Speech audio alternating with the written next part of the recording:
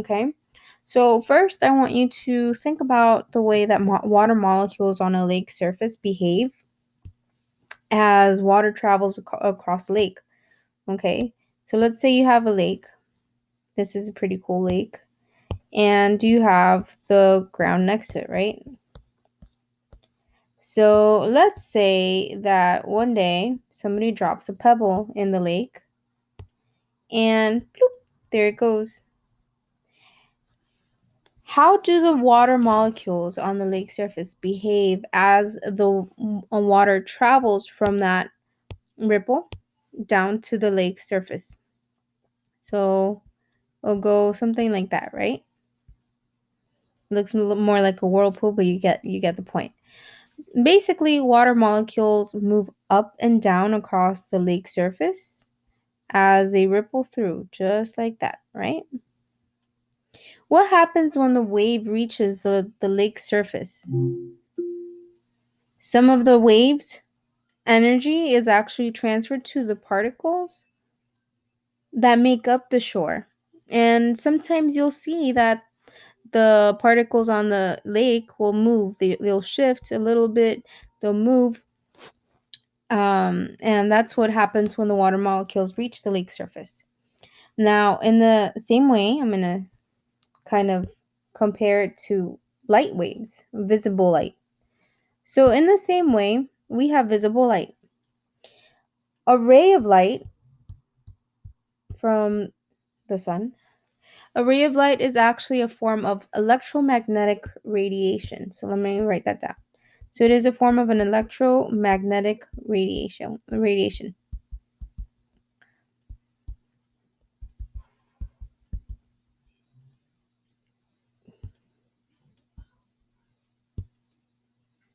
Electromagnetic radiation. So, electromagnetic radiation, which actually travels from place to place. And just in case you didn't know, electric and magnetic fields move side to side and up and down. So, they're fields that exist parallel to each other. So, when a light transfers some energy to matter, let's say I'm going to do this really poor image right here of a person. So let's say we have a person right here, and they're wearing a pretty cool long sleeve. Ooh, let's just say that this is, the new style. So this guy is wearing a new long sleeve right here. I'm going to make him into a guy. Okay, so he has a pretty dark sweater right here.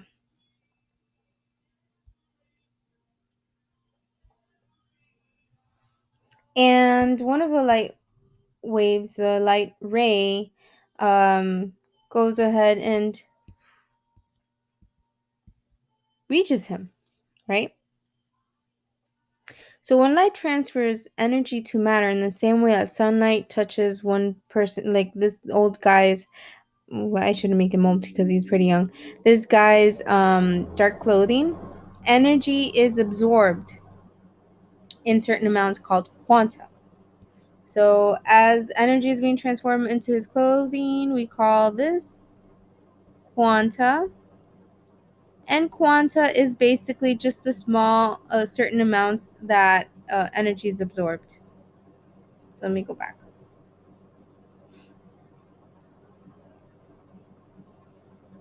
So light will transfer energy to matter. So you see this light wave going here into the guy. It touches his clothing. Energy is absorbed into the clothing, and we call that quanta. Basically, all I want you to understand here is that light travels as waves, but is emitted and absorbed by matter in only certain definite amounts, so very precise amounts. It's not as if all the energy will be absorbed, and it's only a few certain amounts. Now, let me see here. I'm going to go ahead and start with our lesson. That's a little bit of background information. Black. Okay. So, Rutherford, remember that we have the atomic the atomic theory timeline, history of atomic theory, and I'm gonna go ahead and review it real quick. Okay. So we started off with Democritus. Sure, he is not an actual scientist, but we do give him some credit for being the guy who actually started off the whole entire theory of atomos, which is in cursive, and I'm pretty sure your generation doesn't know how to read it. So let me go ahead and go back. So atomos, which was later changed to atomic theory. So he's a guy who kind of started it all, but didn't really have scientific uh, evidence to support his theory of atomos. But then comes in John Dalton in 1809, and he proposed the atomic theory himself, which was more of the billiard ball model, because he thought an atom was just a round, hard sphere, and that was it. Nothing else. It was indivisible, which means that you can't split it up any further, which it couldn't be farther from the truth. Then comes in J.J. Thomson, who discovers the.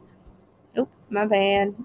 He discovers the electron using the cathode ray. So J.J. Thomson right here. So he's the one who made a plum pudding model, what I like to call the chocolate chip cookie model. So he discovered the electron, and then comes in Millikan, but he didn't really do anything in order to create a new theory. But what his contribution was is that he found the mass and the charge of an electron, and of an electron, which he found that the charge was negative and the mass was 1 over 1836 AMU. Okay, perfect. So after J.J. Thomson comes in this guy named Rutherford, who, using his gold foil experiment,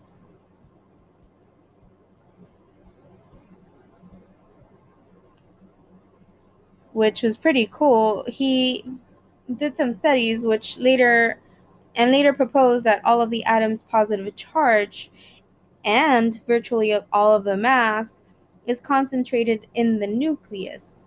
Okay? And the nucleus is surrounded by fast moving electrons. Okay? But really, this model did not say how the atom's electrons are arranged in the space, or, like, how are they organized around the nucleus. It really didn't say. Nor did it say why the negatively charged electrons were not pulled in by the positively charged nucleus. Remember, opposites attract. So negative and positive, just like with two magnets, usually they get pulled together, right? So it really didn't explain how was it possible that the electrons are still floating out in the electron cloud and it's not being sucked in. It didn't really explain that. Nor did it explain the differences and the similarities in chemical behavior among the elements. So, like, we had lithium, we had sodium, we have potassium, and they have similar chemical behaviors, but they're in different periods. Both seem to be metallic in nature, and they react very violently with water, and it reacts violently with water to form hydrogen gas, right? So scientists, they began to study chemical behavior, and then they realized that certain elements, they emitted light, visible light, when heated in a flame. And further analyses states that an electron's behavior is related to the arrangement of the electrons in its atoms. So, but before we get to that, we need to first understand the nature of light. So this is the